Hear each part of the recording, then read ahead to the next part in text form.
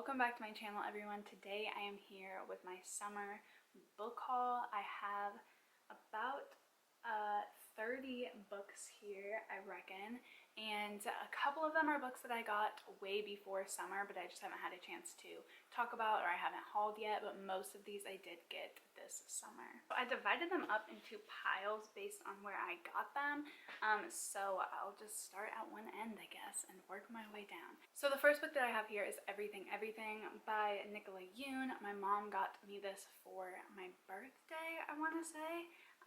And I haven't had a chance to read it yet, but I absolutely loved The Sun Is Also a Star, so really wanted to try this one out. And it looks like a really easy read, but Nicola Yoon, I just love her writing style. Even though I'm not really into YA contemporary anymore, I do just love her writing style and find myself still gravitating towards her. Then I found this at the Dollar Tree, and I've heard really polarizing things, so I wanted to check it out for myself, especially only for $1, and that is Universal Harvester, a novel by John Darnielle, I think. And this cover is just insane, and it's about this guy that works at like a Hollywood video essentially, and then I'm pretty sure this woman returns these videos and they're like kind of spooky supposedly. I've heard this isn't as horror as the synopsis makes it seem like it's gonna be, which is super disappointing, but I did want to check it out for myself. It is so short and it was only $1, so I wanted to see what it's all about, good or bad. Then I was sent a final copy. I thought it was an ARC, which would make sense, but I was sent a final copy, which is super cool. And this is Long Division by Kelsey Lehman. And this just looks so cool. This book is actually told, it's a story split in two. And so one way you have to read it like this, and the other way you read it like this. So it actually does split in the middle. It does split, and then you have to flip it over to read the other side and start from the other side. Yeah, this wasn't even on my radar actually, and now I'm like super keen to read it. It sounds really, really interesting. Roxane Gay has blurbed it, and yeah, I just really want to see what it's all about. Then I have a couple that I got from Barnes & Noble. I don't often buy books from Barnes & Noble unless there's a really good deal or I'm just like super keen to buy something. But I got They Both Die at the End, right? Yeah, by Adam Silvera. I have not read this one yet, but obviously I've heard a million things about it, so super keen to pick this one up. Then I have Tweet Cute by Emma Lord, which is one of my favorite books of all time.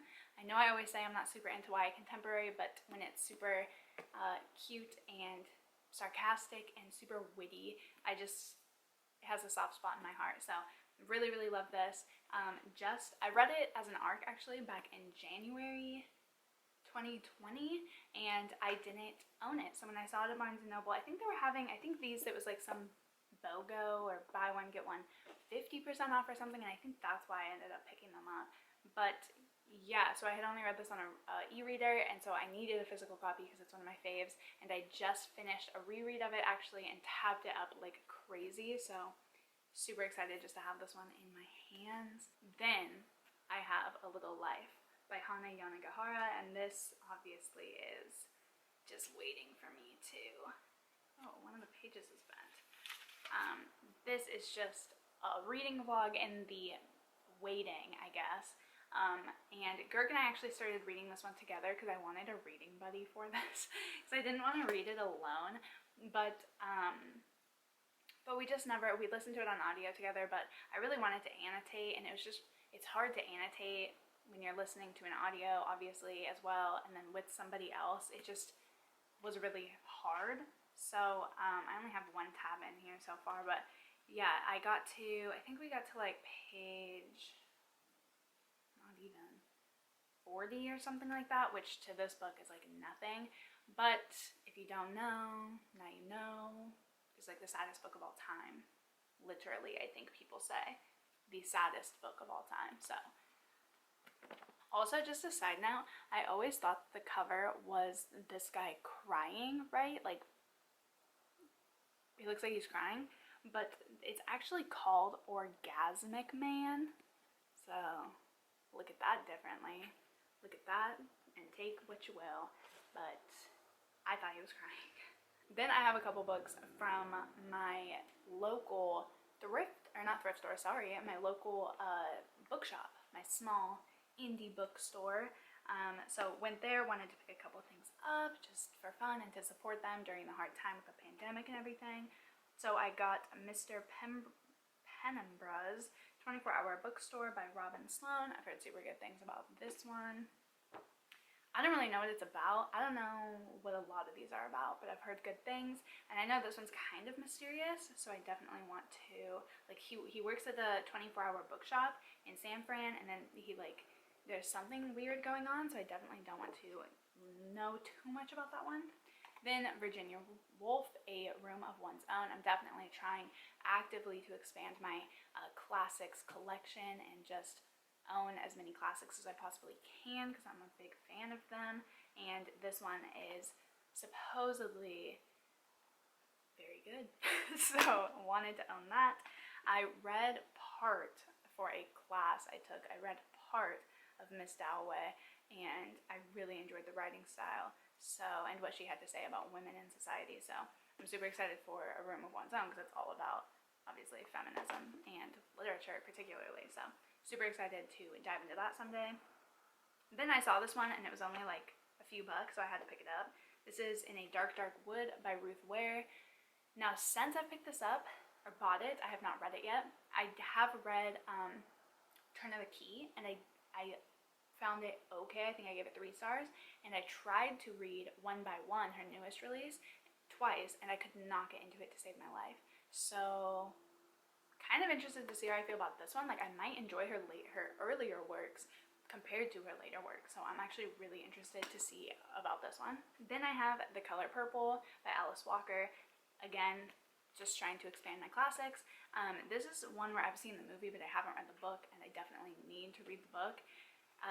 So excited to have this in my arsenal. There's something about, I just want to say, this particular edition or this copy, it's so heavy and it just feels so good, like in your hands. There's just something about it. It's heavy and it's really thick pages, like almost like cardstock. Each page is so thick, and yeah, it's a nice book. Then I have Beloved by Toni Morrison, another classic that I want. Read Bluest Eye last year, 2 years ago already, good God, and gave it 5 stars. So obviously amazing writer, renowned woman, so wanted that one. I know that one's really, really popular. Then I got a couple books from eBay. So the first one is the great illustrated classic of Moby Dick. If you don't know, Moby Dick is my favorite classic of all time. I love Moby Dick a lot, and I wanted like every edition ever. I want every edition ever of Moby Dick. Every time Girk and I go to a bookshop, I see if they have Moby Dick. I like to look up editions online, and I just love Moby Dick. So this is one that was on eBay for literally, I think, like $2 or $3. So I had to get it.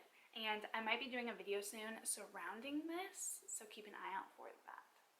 Then also with that, I have these two, which I only got this one because it came in a set with this one on eBay, and this again was, I think, $3. So this is a revised for modern readers. I don't even know what that means because I feel like Alice in Wonderland's fine, but an Alice in Wonderland retelling illustrated edition.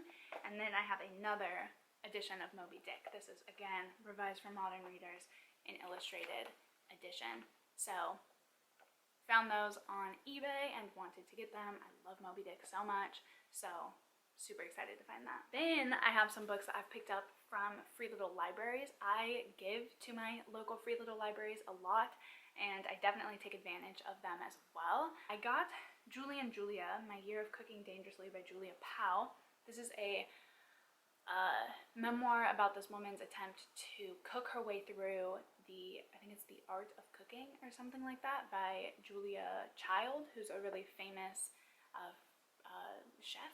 And I do not like memoirs or autobiographies or anything, but I did think this would be a cool idea for my read and watch series, because I do really enjoy this movie. I've seen it before and I do really like it, but I wanted to see what the book was about. So because this is told more in a story type way, because it's her blog post, I think I might like it compared to other memoirs that I don't typically enjoy. Then I have The Dinosaur Feather by S.J. Gazan, and this is a, I think, Danish, yeah, it's a Scandinavian noir, so it's a thriller. It looked super interesting. It's a super sick cover, so I was just drawn to it, so I'm interested to see what it's all about. Then I found Kristen Hanna's The Great Alone in like almost mint condition, so I had to pick this up. I've never read a Kristen Hanna, but I've heard amazing things, so yeah, I wanted to give this one a shot. Then I found The Kite Runner by Khaled Hosseini, and this is a classic. So this is one where it's definitely a modern classic for sure, so this is one that I'm adding to my arsenal for my classics, and I've never read it even though it's so renowned, so I am excited to dive into this one. I know I've said that for a million, but this is definitely one that I am really excited to get to. Then again, I found this, and since I'm trying to literally own like every classic ever, I had to grab it, and it is A Tale of Two Cities by Charles Dickens. It was the best of times, it was the worst of times, you know. Super excited to have this. It's pretty roughed up copy, sorry. The edges are, you know, pretty torn up and whatnot, but I kind of like it, especially for a classic. I think it just looks like a classic, so I really like it. Then I found two childhood books, which I picked up because I am going to do that like chapter book edition. If you haven't seen it yet, I did a video reading my favorite childhood picture books, which I will link up above, and it was super fun just to see what books I was into and how I feel about them now and whatnot. And so I wanted to do another one with chapter books, like the first chapter books that I ever read. So one of the ones that I found and I loved when I was a kid is Junie B. Jones and the Stupid Smelling Bus by Barbara Park. Then I found Hatchet by Gary Paulsen, which I believe I had to read for school at some point in maybe 5th grade, 4th or 5th grade, I think I had to read this one. So yeah, these are obviously on very different levels, but they are some of the first chapter books I ever read, like this in earlier elementary, this and later. The last stack of books here that I have are ARCs that I have been sent. Some of them are unsolicited, and I don't know how I got them. Oh wait, no, I forgot one free little library book, but it's also an ARC copy. That's why I had it in that. So Actor H.E. Brown by Talia Hibbert. This is the 3rd book, I believe, in the, what are they called? I'm not quite sure exactly what they're specifically called. The like series with the sisters, the Brown sisters? I'm not quite sure what. Anyways, regardless, I tried to listen to Get a Life, Chloe Brown on audio from my library, and I hated the narrator. She sounds like 60 years old, and so I couldn't imagine Chloe, like, I just couldn't do it. So when I knew I'm gonna have to read them physically, so when I saw this one, I was like, oh, might as well just pick it up now, before I, you know, while I have the opportunity. Some of these arcs that I'm going into next were unsolicited, some were solicited, so I will explain it as I go. So first I have a couple from May. So this is Turtle in Paradise, the graphic novel by Jennifer L. Home and Savannah Ganucho. I have already read this, have already discussed it in a wrap-up, but I really enjoyed this. I think I give it 4 stars. This is a graphic novel version of a YA novel, Turtle in Paradise, and I really did like it. I think a lot of the elements that I liked about it were because it was told in graphic novel formatting, so I don't think it's like would cause me to reach for Turtle in Paradise, because the story itself wasn't something I was super keen on, but I did just really enjoy the way that it was told. So I did already read that one. The Photographer, I was going to say Photographer, by Mary Dixie Carter. This came out May 25th. Some of these dates may have changed because of COVID and whatnot, and the pandemic, but I got this way later than May, so I'm sure this has changed. There's no way that I got this in May. I've only had it for a little bit, so yeah, but this is a mystery. I'm not like 100% sure. What about? I've never even read the synopsis, but that's how I like, you know, thrillers to be. So it says a twisted, dark psychological thriller, riveting and unsettling. So we'll have to see. I don't know. I might get to it. Sometimes with ARCs, I just don't get to it and I give them to the free little library, but we'll see if I ever feel like picking that one up. Then this one I did request. I'm super excited for this. This is The Other Black Girl by Zakiya Dahlia Harris. What a pretty name, like altogether. This is a thriller novel about a woman who works in publishing. Yeah, so Nella, she works at Wagner Books, and she's the only black woman who works there. And then Hazel joins the team, and yeah, so it's like about the other black girl, I guess, and it's kind of like a thriller mystery I've heard, so super excited for this one. Then I have Falling by TJ Newman, which came out July 6th. This is one that I have not read yet because for some reason I am like scared of flying now. I never used to be, but now it like bothers me. So this about, I don't know if you can tell, a situation on a plane has not been making me want to reach for it. But I will someday, I'm sure. And I have True Raiders by Brad Ricka. This was my most anticipated for 2021, so I was super excited when I got my hands on this ARC. This comes out September 2021. And it is a fictional story, but it's about a true story about, this expedition in 1909 to find the Ark of the Covenant, and it's just super, super historical and adventurous and everything that I love, so keen on that one. Then, I missed one for August. Then I have The Power and Poetry of Kendrick Lamar, Promise That You Will Sing About Me by Miles Marshall Lewis. I did just talk about this one in a recent vlog. I don't know if this would be up before the vlog though, probably. But I did DNF this one. It's nothing about the book. It was purely me. I'm just not into memoirs. Like I said with this one, the only reason I would give it a chance is because I kind of already know the story and it's told more in a story format.